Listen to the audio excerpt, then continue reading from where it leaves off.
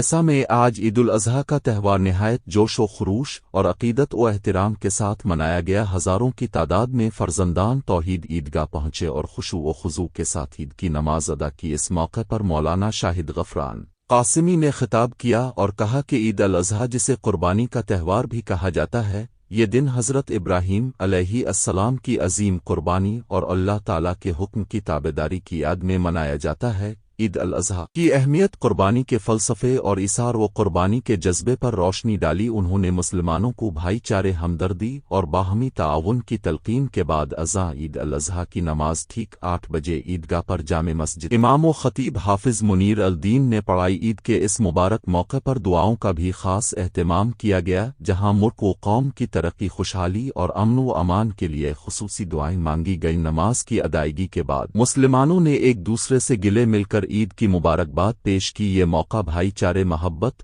اور اتحاد کا عکاس تھا، جہاں ہر چہرہ خوشی سے دمک رہا تھا۔ اس موقع پر Bhainsa additional S P Avinash Kumar اور Bhainsa town C I Gopi Nath کی موجودگی میں پولیس کی جانب سے عیدگاہ پر سیکیورٹی کے سخت انتظامات کیے گئے تھے تاکہ کسی بھی ناخوشگوار واقعے سے بچا جا سکے۔ پولیس اہلکاروں کی بھاری نفری تعینات کی گئی تھی اور شہر بھر میں امن و امان کو یقینی بنانے کے لیے چوکسی برتی گئی۔ بعد ازاں نرمل ضلع S P doctor Janki Sharmila نے بھی بھینسا عیدگاہ پہنچ کر تمام ہی مسلمانوں کو عید کی مبارکباد پیش کی۔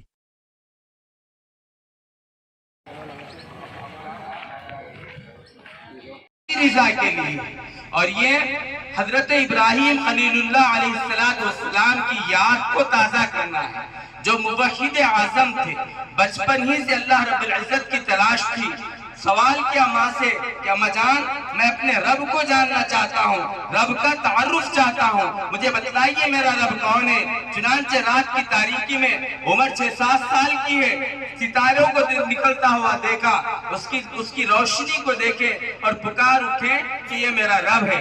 چنانچہ ستاروں کے سامنے جب چاند نمودار ہوا اور چاند کی روشنی بڑھ گئی تو پھر یہ کہنے لگے کہ چاند یہ زیادہ پاورفل ہے، یہ میرا رب ہے۔ اور قرآن مقدس میں کہا کہ فَلَمَّا رَأَىٰ بَازِغًا قَالَ هَٰذَا رَبِّي هَٰذَا أَكْبَرُ۔ سورج کو دیکھا، سورج کی کرنوں کو، اس کی تپش کو، اس کی روشنی کو، جو زمین کے ذروں کو منور کیے ہوئے ہیں۔ فَلَمَّا أَفَلَ قَالَ لَا أُحِبُّ الْآفِلِينَ۔ کہنے لگے کہ یہ بڑا ہے، سب سے زیادہ پاورفل ہے، یہ میرا رب ہو سکتا ہے۔ لیکن جیسے غروب ہوا کہنے لگے یہ بھی میرا رب نہیں ہے، چونکہ رب تو وہ ہوتا ہے جو ہمیشہ پائیداری کے ساتھ رہنے والا ہوتا ہے۔ چنانچہ قرآن مقدس نے کہا، حضرت ابراہیم علیہ السلام نے اپنی ماں سے پوچھا، اماں جان میں اپنے رب کی تلاش میں ہوں، مجھے بتائیے کہ میرا رب کون ہے۔ اور عجیب اتفاق ہے کہ وقت کا بادشاہ نمرود ہے، انانیت کے نشے میں سرمست ہے، تکبر انتہا کو پہنچا ہوا ہے، اور وہ دعویٰ کر چکا ہے کہ میں رب ہوں اور سب کے سب میرے بندے اور میرے غلام اور خادم ہیں۔ اور اس نے تمام اللہ اکبر وللہ الحمد، اللہ اکبر، اللہ اکبر، لا الہ الا اللہ، اللہ اکبر، اللہ اکبر وللہ الحمد۔ ویا اخواننا، وقال تعالی في موضع آخر لن ينال الله لحومها ولا دماؤها ولكن يناله التقوى منكم۔ الحمد لله رب العالمين الرحمن الرحيم مالك يوم الدين إياك نعبد وإياك نستعين اهدنا الصراط المستقيم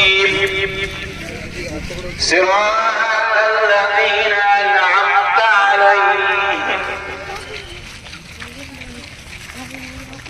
غير المغضوب عليهم ولا الضالين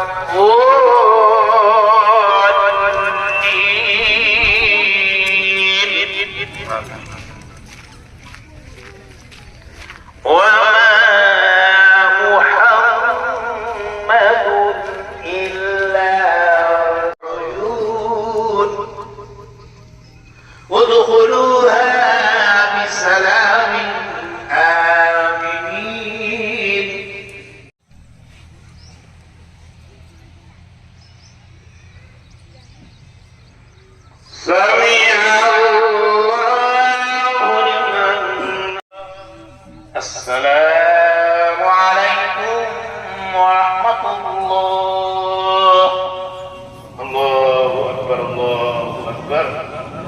إله إلا الله والله أكبر الله.